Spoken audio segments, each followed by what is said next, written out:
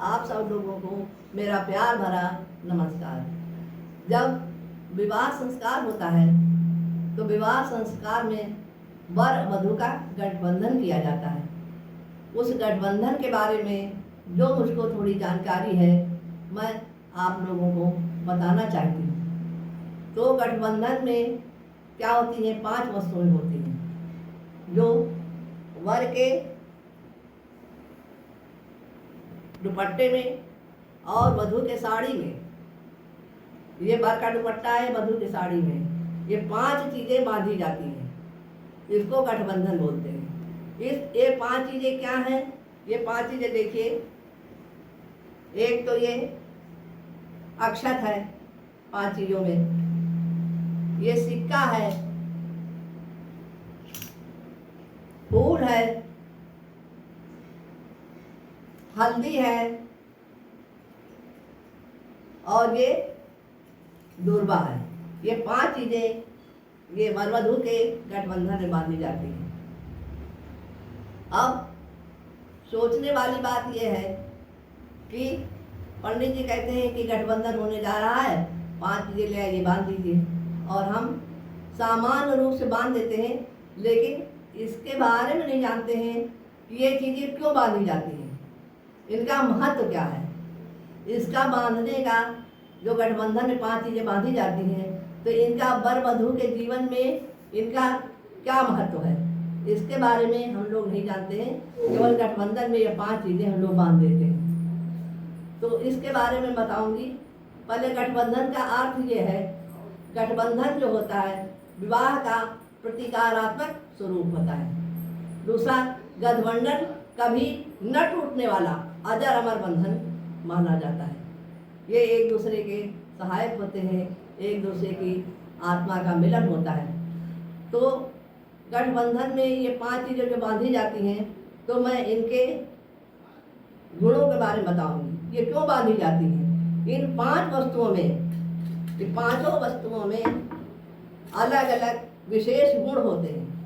ये 5 वस्तुएं नहीं बांधी जाती हैं, इन गुणों को वर वधू के गठबंधन में बांधा जाता है। इनको अपना के वर वधू का जो दाम्पत्य जीवन होता है, पारिवारिक जीवन होता है, बहुत सुखमय हो जाता है और सफल हो जाता है। तो ये ध्यान रखना चाहिए कि ये 5 वस्तुएं नहीं हैं, 5 गुण हैं जो वर वधू के गठबंधन में बांधी जाती हैं। इन गुणों को वर वधू को अपने जीवन की गांठ में बांध लेना चाहिए। अगर ये जीवन की गांठ में इनके गुणों को बांध लेते हैं तो उनका जो पारिवारिक जीवन है वो हमेशा सुखी रहेगा। तो अब मैं बताऊंगी पहले सिक्का का। ये सिक्का है, सिक्का जो होता है उन्नति का प्रतीक होता है। धन जो होता है, जो घर में धन है, संपत्ति है, उसमें दोनों का अधिकार होना चाहिए, दोनों का अधिकार होता है। दूसरी, जो धन है उसका अपव्यय मत करिए। जो धन आता है उसका कुछ हिस्सा धार्मिक कार्यों में लगाइए और परिवार के लिए भी खर्च कीजिए, ये इसका गुण है। दूसरा है हल्दी। ये हल्दी भी गांठ में बांधी जाती है। हल्दी है गुरु का प्रतीक। ये स्वास्थ्य के लिए हल्दी बहुत लाभदायक होती है। तो स्वास्थ्य के बिना तो जीवन ही नहीं है।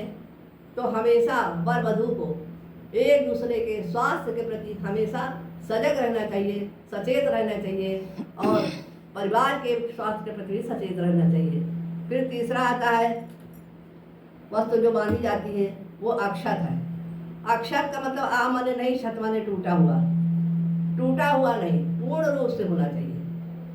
संपूर्णता का प्रतीक है ये अक्षत। और इसका अर्थ ये है कि वर वधू कभी भी टूटे हुए निराश होकर न जिए, एक दूसरे को हमेशा प्रोत्साहित करते रहें। फिर है दूब। दूब जो होता है हरियाली का प्रतीक होता है। इसमें ये गुण होता है कि अगर ये सूख भी जाती है तो पानी पाकर फिर हरिया जाती है। तो हर परिस्थिति में इसका अर्थ यह है कि वर वधू को हर परिस्थिति में अगर विपरीत परिस्थितियां आ जाती जीवन में तो उनका मिलकर सामना करें, निराश न हो खुशी से उसका सामना करें। फिर आता है फूल। फूल वैसे भी प्रसन्नता का प्रतीक होता है। फूल खुद स्वयं खुश रहता है और दूसरों को भी खुश रखता है। तो इसका अर्थ ये है कि जीवन में झुंझुनाए नहीं, अपनापन रखें, एक दूसरे का सहयोग करें। जो भी आपके करीब आए वो उल्लास से भर जाए। खुद आप खुश रहें, दूसरा कोई आए वो भी खुशियों से भर जाए, ऐसा आपका जीवन होना चाहिए। अगर इन पांचों गुणों को जो आपके गठबंधन में बांधे जाते हैं, पांचों चीज़ें, इन गुणों को वर वधू अपने जीवन में बांध लेते हैं तो उनका जीवन हमेशा खुशियों से भरपूर रहेगा। जय माता।